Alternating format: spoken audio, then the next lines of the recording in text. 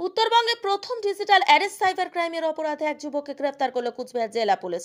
উল্লেখ্য, গত 8ই জানুয়ারি একটি ডিজিটাল অ্যারেস্টের ঘটনা ঘটে কোচবিহার বক্সিরহাট থানা এলাকার ভানুকুমারী মদন মোহন পাড়ায়। সেখানে এক ব্যক্তিকে পিল্লা নানি নামে এক যুবক ফোন করে নিজেকে সিবিআই এর পরিচয় দিয়ে সেই ব্যক্তির কাছে 2,05,000 টাকা দাবি করে এবং সেই ব্যক্তি তাকে টাকা দেওয়ার পর পুনরায় সেই পিল্লা নানি আবারও তার কাছে টাকা দাবি করে।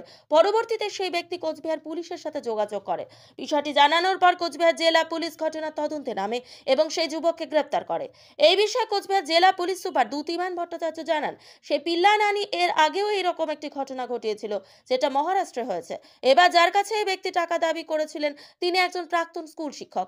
এই বিষয়ে তিনি আরও জানান, সাইবার ক্রাইম নিয়ে কোচবিহার জেলা পুলিশ সবসময় তৎপর থাকে। প্রতি মাসেই কোচবিহার জেলা পুলিশ বহু সাধারণ মানুষকে তাদের টাকা ফিরিয়ে দেয়। এবার প্রথমে এরকম ডিজিটাল অ্যারেস্ট সাইবার ক্রাইম ঘটনা ঘটেছে, অভিযুক্তকে গ্রেফতার করা হয়েছে। আগামী দিনে এরকম ঘটনা ঘটলে অবশ্যই দ্রুত ব্যবস্থা নেওয়া হবে। আজকে সরস্বতী পুজো হয়ে গেল, সেই জন্য আপনারা জানেন যে সাইবার অপরাধ নিয়ে আমরা বিভিন্ন জায়গায় সচেতনতার বার্তা দিচ্ছি এবং ডিজিটাল অ্যারেস্ট সম্বন্ধেও সবাইকে আমরা সচেতন করছি। তো গত 8ই জানুয়ারি একটি ডিজিটাল অ্যারেস্টের ঘটনা ঘটে বক্সিরহাট থানা এলাকার ভানুকুমারীর মদনমোহন পাড়াতে। এক ব্যক্তিকে সে একজন ফোন করে, তাতে সিবিআই পরিচয় দিয়ে তাকে 72 ঘন্টা ফোনের সামনে বসে থাকতে বলে। তো এবং তার থেকে টাকা চাওয়া হয়, যে তাকে বলা হয় একটি মানি লন্ডারিং কেসে তার ফোন নাম্বার নাকি ব্যবহার হয়েছে এবং তার এটা অপরাধমূলক কাজের সাথে তিনি জড়িত আছেন। এই করবার পর তিনি 2,05,000 টাকা দিতে বাধ্য হন। তার থেকে আরও টাকা চাওয়া হয়েছিল এবং 72 ঘন্টা তাকে ফোনের সামনে, মোবাইল ফোনের সামনে বসে থাকতে বাধ্য করা হয় সিবিআই পরিচয় দিয়ে। কিন্তু পরের দিন তিনি ভুল বুঝতে পারেন এবং আর টাকা না দিয়ে তিনি আমাদের পুলিশের দ্বারস্থ হন। আমাদের সাইবার ক্রাইম থানা তদন্তে নামে এবং আমরা তার যে ইয়েতে অ্যাকাউন্টে ট্রান্সফার হয়েছিল টাকা, সেই অ্যাকাউন্টের আমরা ডিটেলস বার করি এবং আনুষঙ্গিক আরও কিছু তথ্য আমরা বার করি। নিয়ে আমাদের সাইবার ক্রাইম থানার অফিসাররা যায় বিশাখাপত্তনম এবং সেখান থেকে আমরা যে এই তছরূপ করেছিল যে এই প্রতারক, সেই পিল্লা নানি 33 বছর বয়স্ক এই ব্যক্তিকে আমরা গ্রেপ্তার করতে সক্ষম হই বিশাখাপত্তনম থেকে।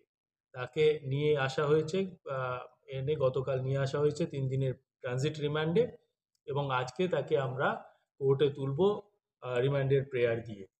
তার সাথে আরও যারা জড়িত আছে তাদেরও সন্ধানে আমাদের খোঁজ চলছে। স্যার, যাকে এরকম 72 ঘন্টা বসিয়ে রাখা হয়েছিল সেই ব্যক্তি সম্পর্কে যদি একটু বলেন। তিনি একজন আর কি টিচার রয়েছেন, রিটায়ার্ড টিচার এবং এবং তাকে বোকা বানানো হয়েছিল এবং এই ব্যাপারে আমরা বিভিন্ন জায়গায় সবাইকেই সচেতন করছি যে কোনোভাবেই ডিজিটাল অ্যারেস্ট বলে কিছু হয় না। আপনারা জানেন আমাদের ফেসবুক পেজ তথা ওয়েস্ট বেঙ্গল পুলিশ সব জায়গা থেকেই এটা নিয়ে আমরা সচেতনতা চালাচ্ছি। স্যার, এটা কি ওরা র্যান্ডমলি কোনো একটা নাম্বার চুজ করে নাকি, মানে কি মনে হয়, মানে কিভাবে? এইগুলো তদন্তের ব্যাপার, এগুলো আমরা পরে আমরা সামনে আনবো। কিন্তু এটা দেখা গেছে তদন্ত করতে গিয়ে যে তার এই ব্যক্তিরই অ্যাকাউন্ট আরেকটি জায়গাতে, মহারাষ্ট্রের আরেকটি জায়গাতেও এরকম আর্থিক প্রতারণার সাথে যুক্ত রয়েছে। সম্প্রতি বেশ কয়েকটি বিষয় সাইবার অ্যারেস্টের ব্যাপারে কয়েকটা ঘটনা জেলায় ঘটলো, সেই প্রসঙ্গে মানে কিরকম অগ্রগতি ওইগুলিতে হয়েছে সেটা যদি একটু বলেন।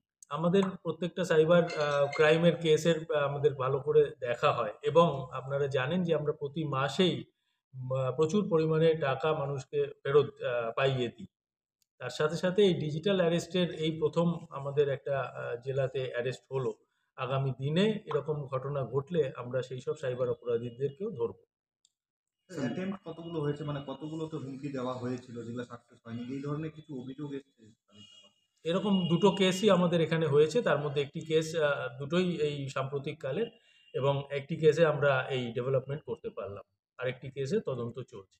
যাকে অ্যারেস্ট করেছেন তার সম্পর্কে কিছু জানা গেল, আর অন্য কিছু, অন্য কোনো এক্সপার্ট, সাইবার এক্সপার্ট বা কিছু?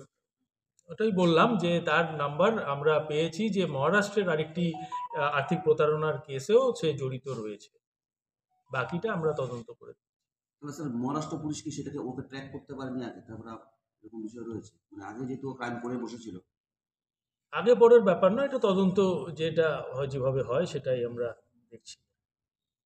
স্যার নামটা যদি আরেকবার বলতেন। পিল্লা নানি, 33 বছর বয়স।